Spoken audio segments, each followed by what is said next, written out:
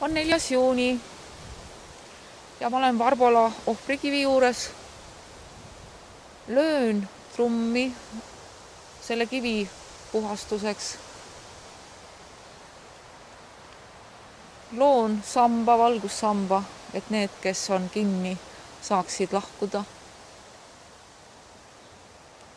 Löön tänu Eesti lipupäeva puhul ja teen kummarduse kõigile, kes täna on saanud 7 korda 7 aastat vanaks.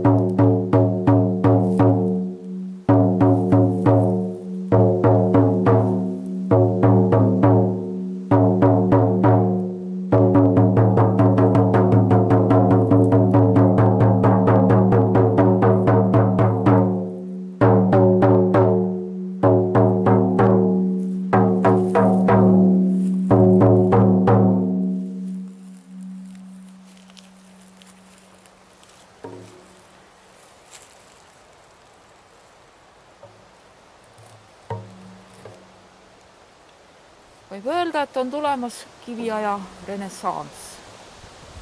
Ehk siis kivid, kes on olnud kaitsvas ja tõrjuvas häälestuses, saavad võimaluse hakata toetama ja väestama.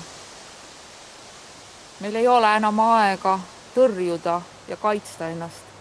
Me peame toetama kõigi jõudude ja kogu teadvusega kõike seda, mis vajab kasvamist, edendamist, väge, et ilmneda. Meil on see võimalus häälestada ennast ja häälestada neid jõudusid, kes on meie ümber, sellele, et nad väestaks ja toetaks, mitte ei tõrjuks ja kaitseks.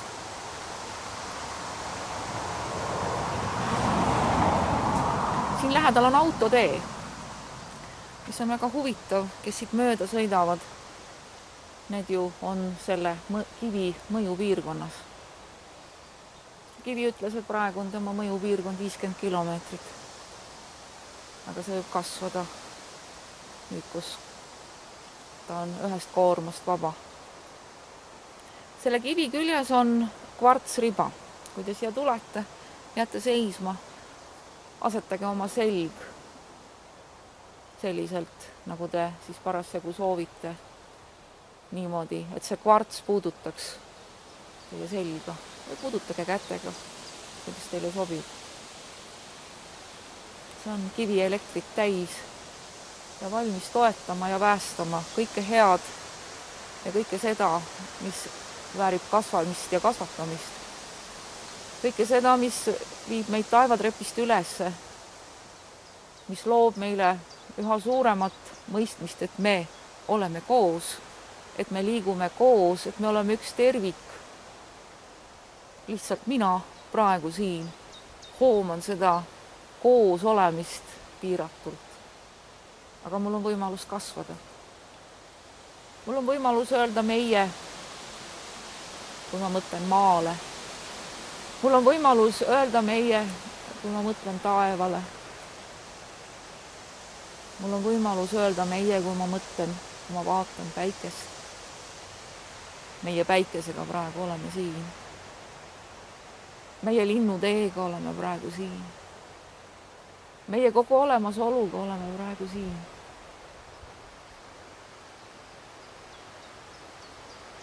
Need välgatused on alguses lühiajalised, aga küll nad kasvavad. Sest meid on palju, kes on valmis toetama, väestama, austama, imetlema kõiki häid omadusi, mis on olemas, mida on kasvatatud ja mis muutuvad meie toetuspunktiks. Meie toetuspunktiks taevatrepil teel ülesse.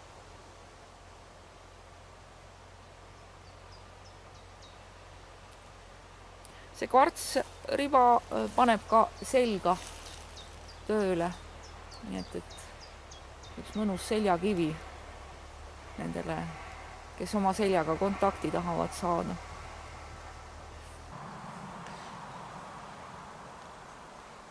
Ma olen Varbola ohvrikivi juures ja see kvartsikild on selle ohvrikivi üks osa. Tema võimalus toetada teadvusi teekonnal taevatrepist ülesse. Kui te tulete siia, toetage selg vastu seda kvartsiriba. Saate oma seljaga kontakti ja saate võimalusi hoomata suuremat meiet. Hoomata meie koos olemist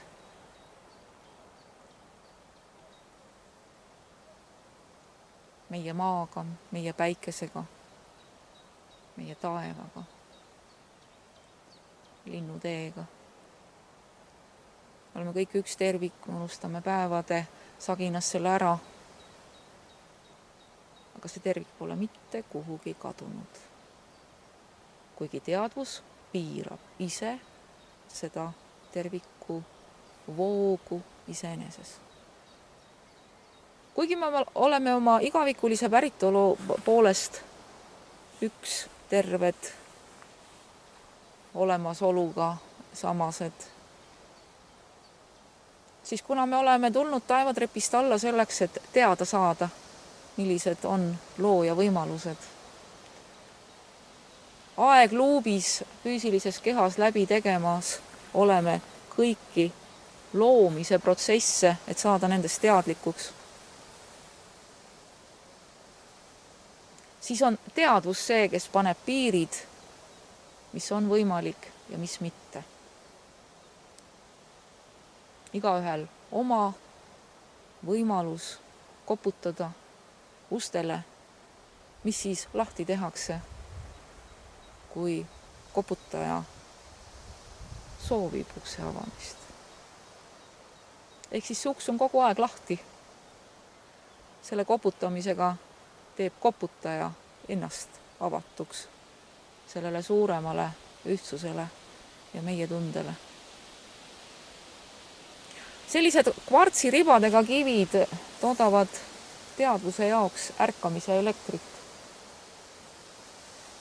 Kõigi teadvuste jaoks. Puud, loomad, kivid. Ka kivide hulgas on teadjaid. On neid, kes on suuremas rollis või avaramas rollis, kui lihtsalt olla üks kivi, nagu inimeste seaski. On neid, kes hoomavad suuremat tervikut ja on valmis seda jagama.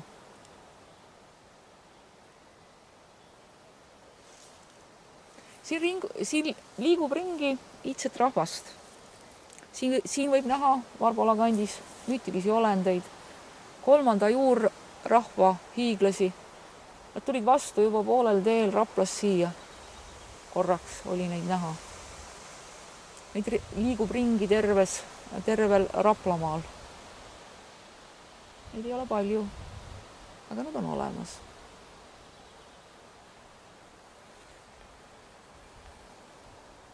Nad on lihtsalt oma elu jätkamas veel seal kihis, mis meie füüsilistele silmadele on kättesaamatu. Ja ka meie Kalevipoja kirjapanijad ja uurijad ja lugejad saavad nende läbi informatsiooni.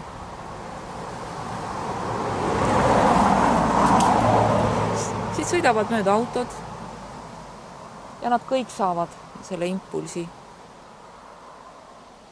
Selle impulsi saavad kõik kividki 50 kilomeetri kaugusel. Kelles on sedasama kvartsi, elusat elu, mis on ränipõhine.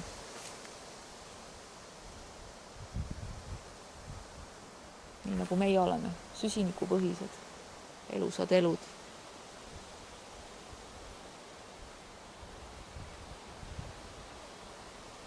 Nii et Eestimaa on vägevas olukorras. Siin on iidsetest aegadest peale kive võetud ühe meie osana, tehtud nendega koostööd ja nad on valmis endiselt meiega koostööd tegema.